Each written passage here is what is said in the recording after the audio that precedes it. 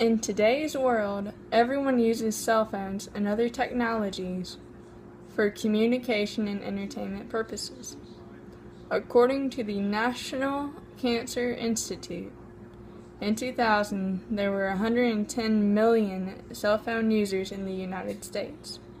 This number has increased dramatically, for as of December 2014, there were more than 327.5 million cell phone subscribers in the United States. As technology improves every day, more children are beginning to use these devices for learning and entertainment purposes. But they and their parents are not aware of the medical and social risks that are associated with cell phone usage. Cell phones endanger children's mental and psychological growth. With technology increasing every year, more and more children are getting to know how to use a cell phone younger and younger, and being more susceptible to radiation and cancer through using cell phones or being near a cell phone.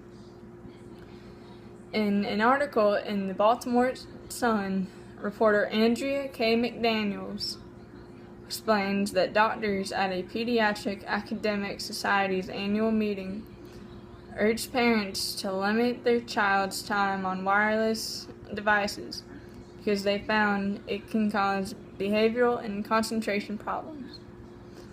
She also found that doctors at Harvard and Yale have asked pregnant women to keep their phones away from their bellies due to the possible impacts of brain development. McDaniels also found in her research a child's brain is more affected by radiation than in adults. In other studies, brain models and computer simulations show that children absorb 10 times more microwave radiation than adults because of a child's skull is thinner and smaller. There have been multiple speculations from many other physicians, cell phone companies, and scientists saying that they have not found that cell phones have no radiation effects at all on people whatsoever. McDaniels, on the other hand, has found much conclusive evidence to prove them wrong.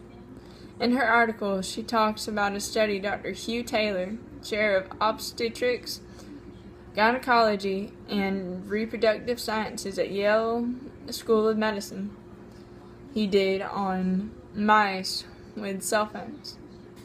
He put cell phones on top of cages containing pregnant mice. He then studied the behavior of the offspring of the mice and found that they had decreased memory and were hyperactive. Another study she found was from Dr. Martha Herbert, who looked at biological factors of how autism can go wrong due to the electronic field and Wi-Fi. The fields disturb calcium signaling in the brain, which is supposed to regulate the flow of information at the cell membrane. As the year 2017 approaches, Albert Einstein's most famous quote, "I feel the day that technology will surpass our human interaction is becoming into a reality." With children becoming more aware of how to use more technology at younger ages and being on it for longer periods of time, they will at some point lose all social developmental skills.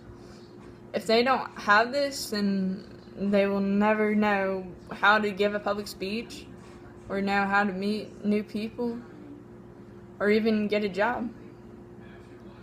It may be a high possibility now in this day and age, that technology will take over the world, and physical communication might not happen again. Parents nowadays do nothing but buy their children cell phones at younger and younger ages.